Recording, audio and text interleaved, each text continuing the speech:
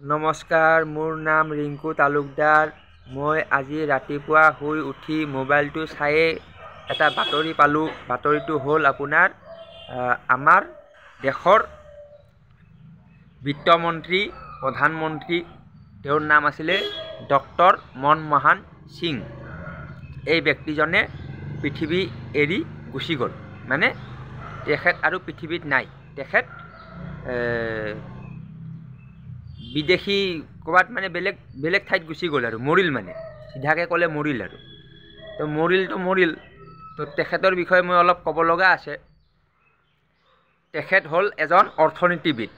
অৰ্থনীতিবিদ মানে ইকনমিষ্ট মানে আমাৰ টকা পইচা, বিত্তীয় লেনদেন, আমাৰ দেশৰ যিটো অৰ্থনীতি সেইটোৰ ওপৰত মানে তেওঁৰ যথেষ্ট জ্ঞান আছিলে। তো তেনেকুৱা এজন বিখ্যাত ব্যক্তি হয়, ইকনমিষ্ট হয়। ইকনমিষ্ট বুলি ক'লে আৰু জানেই আৰু, এতিয়া নজনাক মই বেছি বুজাই থাকিব নোৱাৰিম হা। কথাটো হ'ল কি, এই মানুহজনে 1991 মানে 1991 চনত, তাৰে আগলৈকে মানে আমাৰ দেশত কি আছিলে মই কৈ দিওঁ। মানে আমাৰ দেশত স্বদেশী আন্দোলন বুলি এটা বস্তু আছিলে। স্বদেশী আন্দোলন মানে কি, আমি বেলেগৰ দেশৰ বস্তু আমি ব্যৱহাৰ নকৰোঁ। আমি মানে নিজৰ লাগতিয়াল বস্তু আমি নিজে বনাই আমি নিজে ব্যৱহাৰ কৰিম। তো তেনেকুৱা এটা কনচেপ্ট আছিলে। কেতিয়ালৈকে আছিলে? 1947 চনৰ পৰা 1991লৈকে, মানে 1991 চনলৈ। আচ্ছা, 1991 চনত তেখেতে এটা মানে আইন পাছ কৰালে। আইনটো হ'ল যে বাহিৰৰ দেশৰ কোম্পানীবোৰে আমাৰ দেশত আহি মানে তেওঁলোকৰ প্ৰডাক্ট বিক্ৰী কৰিব পাৰিব। তাৰে আগলৈকে কিন্তু সেইটো এলাউ নাছিলে, নট এলাউ। বেলেগ দেশৰ কোম্পানীয়ে আমাৰ দেশত সোমাব নোৱাৰে বা বস্তু মানে বিক্ৰী কৰা, কিবা কৰা এইবোৰ কৰিব নোৱাৰে। মানে এতিয়া ধৰক গাড়ী কোম্পানী আমাৰ দেশত কি আছে? আপুনি ৰাস্তাত গাড়ীবোৰ চাব, আপোনাৰ মাৰুতি চুজুকি, হুণ্ডাই, হণ্ডা, কিয়া, তাৰপিছত হ'ল আপোনাৰ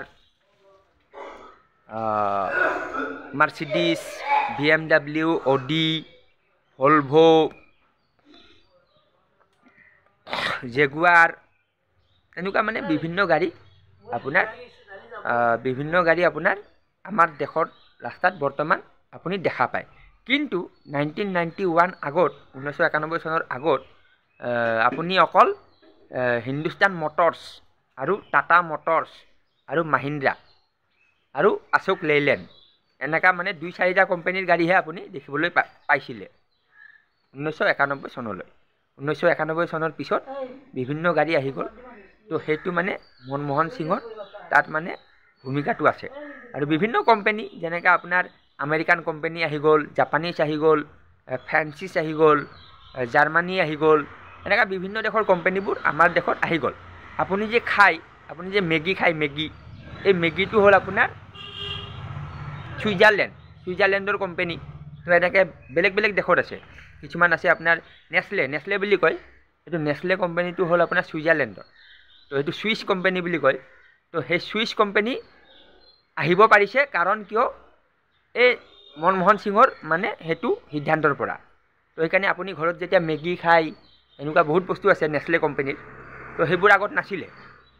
সেইকাৰণে আগত মানে কি আছিলে, বাচ্চাক খোৱা বস্তুবোৰ বেলেগ আছিলে। আৰু বাচ্চাকটো মাকৰ গাখীৰে খুৱাব লাগে। এইবিলাকতো জানে, নজনাই নাজানে, এতিয়া বকি থাকি লাভ নাইতো। তো কথা হ'ল কি, যিটো 1991ৰ ঘটনা, সেইটো মানে জনাটো প্ৰয়োজন এই মানুহজনৰ পৰা। তো এইটো ফলত ভালো হ'ল, বেয়াও হ'ল। হয়, এইটো ফলত কিছুমান ভাল হৈছে, হয়, এইটো ফলত কিছুমান বেয়াও হৈছে। তো ভাল বেয়াটো এতিয়া ক'বলৈ নাযাওঁ। তো এই মানুহজন যে এজন জনা মানুহ আছিল, এইখিনি মই ক'বলৈ যাওঁ। তো এনেকুৱা জনা মানুহ আমাৰ দেশত থকাটো প্ৰয়োজন। কাৰণ কিয়,